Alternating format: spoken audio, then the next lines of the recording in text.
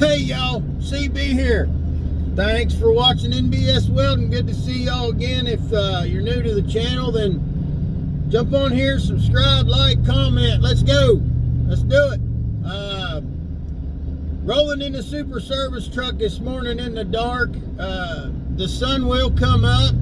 I mean, if I'd have decided last night to weld the crack of dawn, it'd stay dark. But I didn't. So, it'll be light here in a little bit, and while we're waiting on the sunshine to come up, we're rolling on to the location. Now, where we're headed is a place we've been to before, where my buddy's got log landing set up with a grapple that I've worked on before.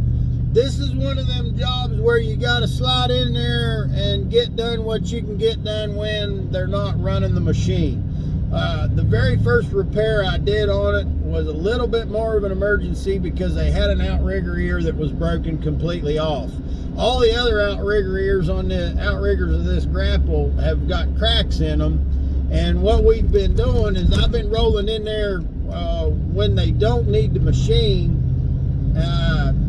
kind of in between things, and getting it repaired, because I don't want to, I'm trying to do, you know, with my customers, I try to do things in a way that, like in this case, I don't want to be there stopping him from getting logs out, you know. So it's Saturday morning, and, you know, that's no big deal to me. I worked in the oil field for over 20 years, so Saturday, Sunday, Monday, Tuesday, it don't make a damn to me. I can take off and take a break just as easy on a Wednesday as I can a Saturday. So, you know, if it helps the customer out for me to be there working on the machine on Saturday and Sunday, because that's a time when his guys obviously ain't going to be there running it, loading trucks with it or buck sawing or whatever, then that's what we're going to do. Now, the outrigger that I'm going to jump on right off the bat today should be the last outrigger that needs repaired. After that, we've got a grapple stand to replace. The old grapple stand was all tore off. You guys that follow the channel, you know, you've probably seen some videos where I already worked on this machine. We're just getting back on it here this weekend. I'm going to be working on it Saturday and Sunday, and I think it's more than 2 days work, but I'm not going to say that I'm not going to get it done either. You know, I'm going to get as much done on it as I can and hope I get it all done.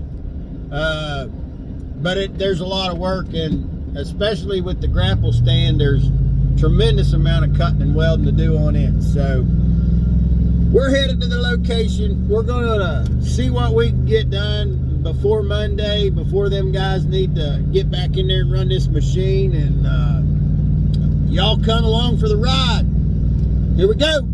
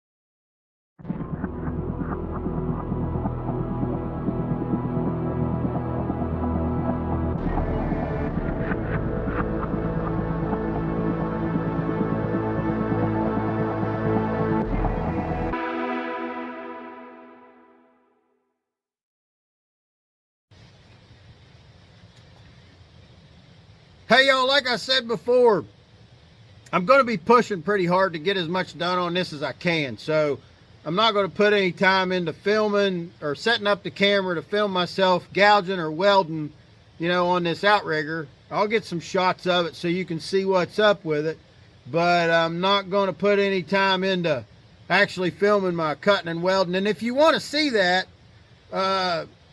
go back and look at the other videos where I did that, where I worked on this grapple. And that's why I don't think it's worth taking the time right now to do any filming of me actually gouging and welding, because it would just be more of the same. If you want to watch that, you can go back and watch that. And that kind of stuff where you're watching me cut and weld, and a lot of people might say that that's just entertainment, you know, that there's no educational value to it. I don't agree with that necessarily. And the reason I say I don't agree with that is I do believe that from an educational standpoint, there's a benefit in watching an experienced person do what they're doing. And that's something great about YouTube that you can sit home and do, to be able to watch somebody like that. You'll see how they position their body, how they move, and how they do what they do. And the reason I say that is a big deal is because you need to adapt those things into yourself. You might come up with your own ways, but overall, I'll just tell you, if there's a guy that's not experienced with a torch, and he's out on the job, green, first time out, and he's over there lighting the torch and getting ready to do something with it, I could tell you from 50 or 100 feet away that guy don't know what the heck he's doing. I can just tell by looking at him. You know, a lot of these guys that get a torch and they're holding a torch like it's got dog poop on it. And you can just tell they don't know what they're doing. If you see somebody that picks up a torch and lights the torch and adjusts the flame and goes to work with it, and the way they move their body, you can just tell the guy's skilled or not. And you know, you may be inexperienced, but if you can develop the abilities by watching people and what they do, and develop the ability to see, you know, how they move, how they position themselves to be steady and all of that stuff, you know, that would be a benefit to you. So maybe you don't look like you don't know what you're doing. And another important thing as a welder is you gotta look cool. We're some cool people. I mean, we're cool dudes. Guys and gals that are skilled with cutting and welding are cool. So you want to look cool, you know? All right, I gotta get to work, so let's do it.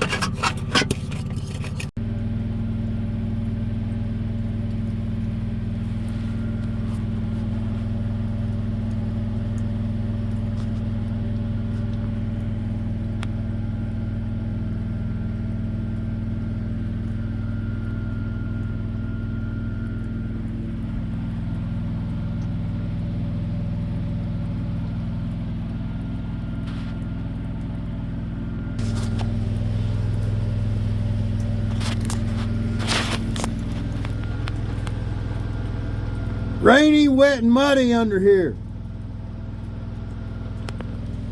Something I just thought of.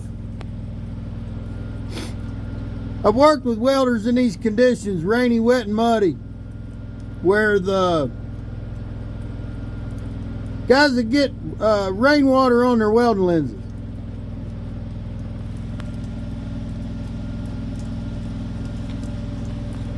You get them drops of water on there, it's hard to see what you're doing.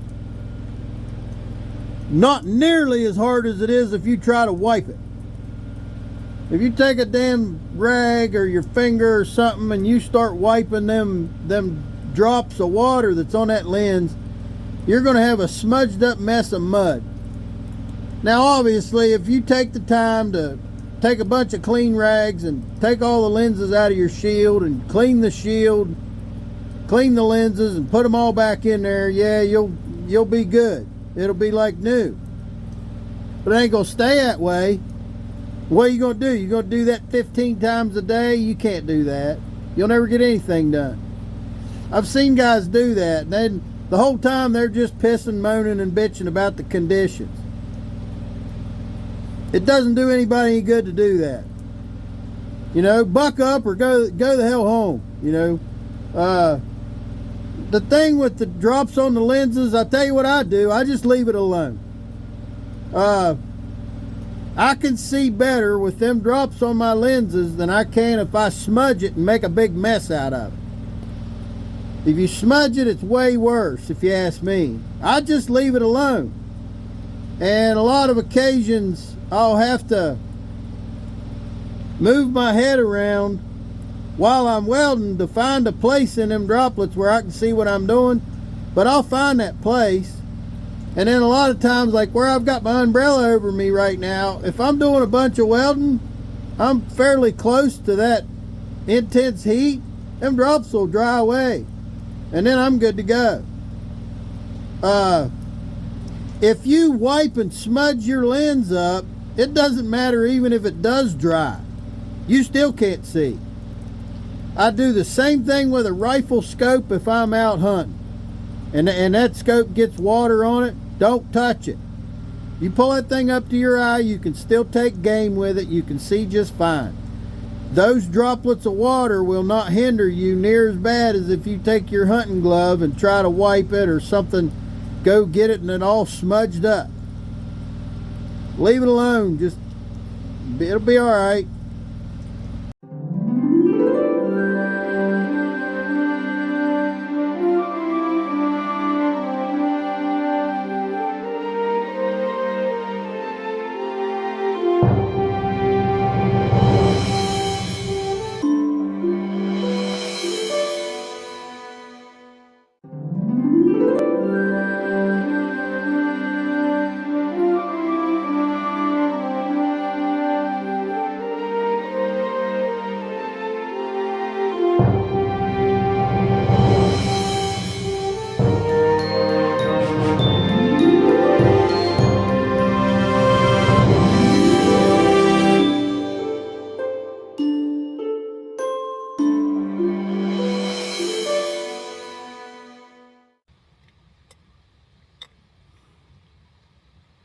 Remember Popeye? I'm strong to the finish 'cause I eats me spinach. I Popeye the Sailor Man. Toot toot. He'd toot his little pipe. You imagine a cartoon character smoking a pipe nowadays?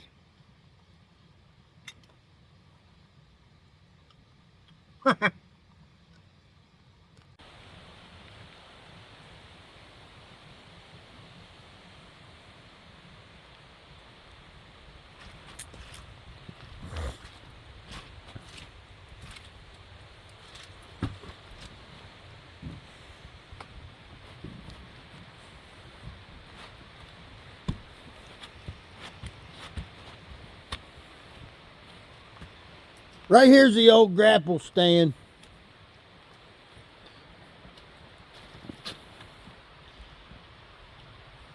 You can see when it come apart, ruined the top flange of the beam here on the trailer. So this is our next thing. The issue I see is, as far as getting in there, there's too many logs.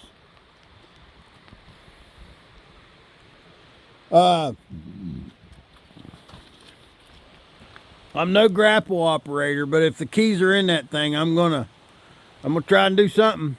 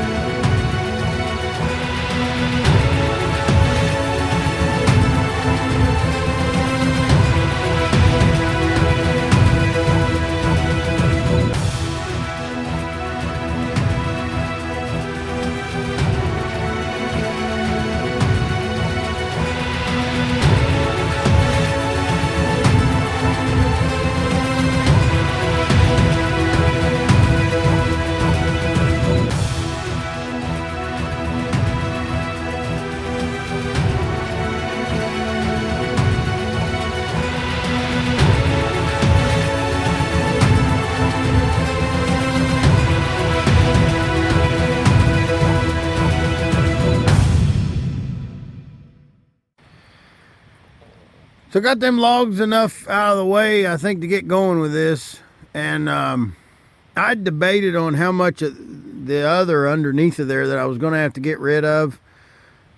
It's kind of nice if I could stand on that instead of being in the mud. So I figured I'd leave some stuff there and try it. That one that was underneath there that I did want to get out that was in the way, it's kind of tricky. I couldn't get that grapple to reach underneath there. I ended up pulling it out of there with a chain, but I got it. And I don't know. I'm going to see about what it's going to take to cut this apart and get going on it here.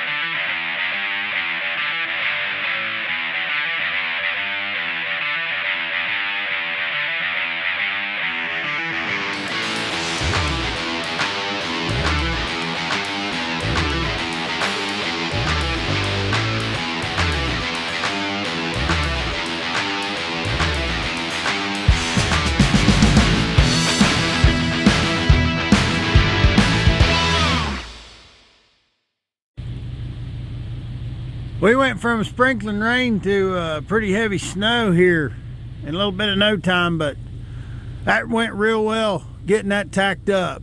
I'm tickled to death with it. Obviously there's a lot of welding to do there, but my confidence level for getting this thing done and having it ready Monday morning has gone way up. I didn't think I would get this far really today. Unless I run into a major snag, I feel like shouldn't be any trouble. That's a lot of welding, but it shouldn't be any trouble to do that tomorrow. I want to show you this area because before it gets dark, I'm gonna get out of here. I'm in the middle of nowhere here on Long Run, and I definitely don't want to be up here after dark. But this is one of the areas where I can think back to when I was a young guy running a welding truck, you know, for a company, a truck that didn't belong to me. I was an employee, and just dumb things you do. If you look at this area right here, now I need to get back out of here that way. But you look at this area right here, if I was young and stupid like I was when I was a kid, I'd try to turn that truck around right there. And you young guys, these things, that truck weighs 12,000 pounds. And you got 12,000 pounds on 4 tires. If you get in an area like this a little bit too far to the left or the right and slide, you're done. You're not coming out of there. You're hung up bad. You know, you're going to need that dozer to get you out of here. And, you know, if you can't get the dozer today, you're going to have to walk until you got service to call a wrecker. Your buddy with his pickup is not going to pull you out if you're in a service truck like that weighs 12 to 15,000 pounds. You're stuck bad. It's not like getting a pickup stuck. What I'm going to do, I'm going to back out of here until I get to a point that I know I can turn around and, you know, do a 3-point turn or whatever it takes. But I'm definitely not going to do it here in this mud. I just wanted to mention that just in case somebody is watching, that I could save them that problem, because I've been there. And you always got to think about how heavy these trucks are. You know, not just that it's bad to get them stuck because they're hard to get out, but sometimes, especially when there's a slant, live where I live in the Appalachian Basin, everything's a slant. Ain't much level ground, but it's just, once you start to slide and get in a low spot, if it's slick, I don't care what kind of tires you got, with all that weight in there, you're probably stuck. So we're getting out of here. We'll be back tomorrow to weld this. Just got light. We're back. Super Service Truck says it's 17 degrees out there. We got our grapple stand needs welded up, and conditions being what it is, we can get this welded up. Ain't even got to worry about getting hot and sweaty doing it. Here we go.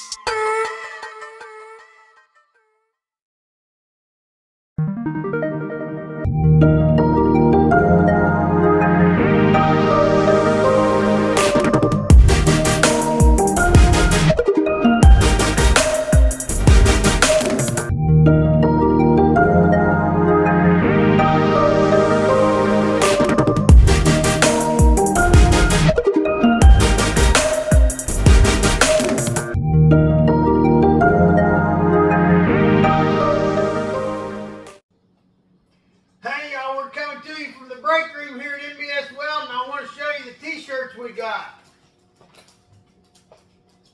The MBS Welding t-shirts got MBS Welding on the front, American flag on the sleeve,